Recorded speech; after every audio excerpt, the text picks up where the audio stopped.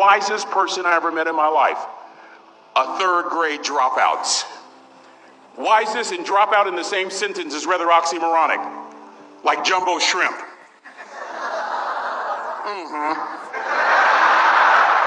Like fun run. Ain't nothing fun about it.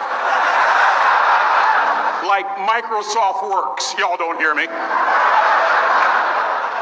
I used to say like country music, but I've lived in Texas so long, I love country music now. I hunt, I fish, I have cowboy boots and y'all, I'm a black-neck redneck. Do you hear what I'm saying to you? No longer oxymoronic for me to say country music. And it's not oxymoronic for me to say third grade and dropout. That third grade dropout, the wisest person I ever met in my life, who taught me to combine knowledge and wisdom to make an impact, was my father. A simple cook.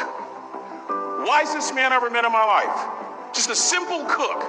Left school in the third grade to help out on the family farm, but just because he left school doesn't mean his education stopped. Mark Twain once said, "I've never allowed my schooling to get in the way of my education." My father taught himself how to read, taught himself how to write, decided in the midst of Jim Crowism, as America was breathing the last gasp of the Civil War, my father decided he was going to stand and be a man. Not a black man, not a brown man, not a white man, but a man. He literally challenged himself to be the best that he could all the days of his life. I have 4 degrees. My brother is a judge. We're not the smartest ones in our family. It's a third grade dropout daddy. A third grade dropout daddy who was quoting Michelangelo, saying to us, "Boys, I won't have a problem if you aim high and miss, but I'm going to have a real issue if you aim low and hit." A country mother quoting Henry Ford, saying, "If you think you can or if you think you can't, you're right." I learned that from a third grade drop. Simple lessons. Lessons like these. Son, you'd rather be an hour early than a minute late. We never knew what time it was at my house because the clocks were always ahead. My mother said for nearly 30 years my father left the house at 3:45 in the morning. One day she asked him, "Why, Daddy?" He said, "Maybe one of my boys will catch me in the act of excellence. I want to share 2 things with you. Aristotle said you are what you repeatedly do. Therefore, excellence ought to be a habit, not an act. Don't ever forget that. I know you're tough, but always remember to be kind. Always. Don't ever forget that. Never embarrass Mama." Yeah. If Mama ain't happy, ain't nobody happy. If Daddy ain't happy, don't nobody care. But you know, I can tell you. Next lesson. Lesson from a cook over there in the galley. Son, make sure your servant's towel is bigger than your ego. Ego is the anesthesia that deadens the pain of stupidity. Y'all might have a relative in mind you want to send that to. Let me say it again. Ego is the anesthesia that deadens the pain of stupidity. Pride is the burden of a foolish person. John Wooden coached basketball at UCLA for a living, but his calling was to impact people. And with all those national championships, guess what he was found doing in the middle of the week? Going into the cupboard, grabbing a broom, and sweeping his own gym floor. You want to make an impact? Find your broom. Every day of your life, you find your broom. You grow your influence that way. That way you're attracting people so that you can impact them. Final lesson. Son, if you're going to do a job, do it right. I've always been told how average I can be. Always been criticized about being average. But I want to tell you something.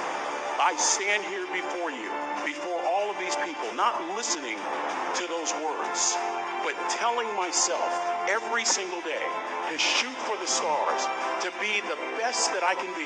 Good enough isn't good enough if it can be better, and better isn't good enough if it can be best. Let me close with a very personal story that I think will bring all this into focus.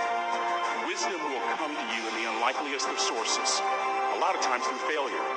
When you hit rock bottom, remember this. While you're struggling, rock bottom can also be a great foundation on which to build and on which to grow. I'm not worried that you'll be successful. I'm worried that you won't fail from time to time. The person that gets up off the canvas and keeps growing, that's the person that will continue to grow their influence. Back in the 70s, to help me make this point, let me introduce you to someone. I met the finest woman I'd ever met in my life. Back in my day, we'd have called her a brick house. This woman was the finest woman I'd ever seen in my life. There's just one little problem. Back then, ladies didn't like big old linemen. The blind side hadn't come out yet. they like quarterbacks and running backs. We're at this dance, and I find out her name is Trina Williams from Lompoc, California.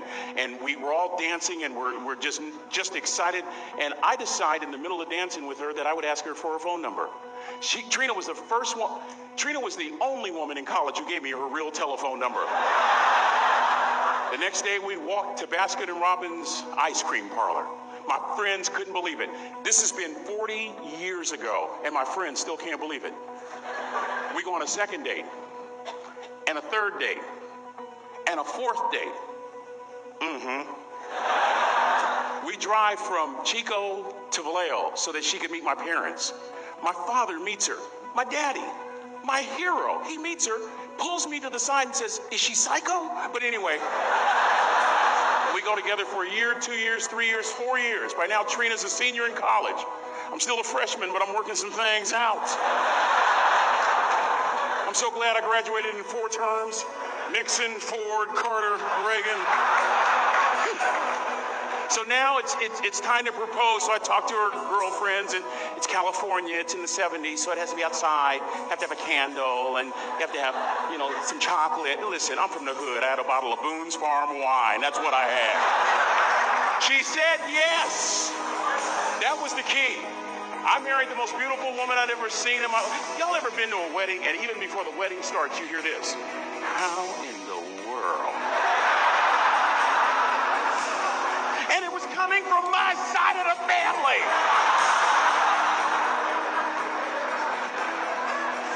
We get married, we have a few children, our lives are great.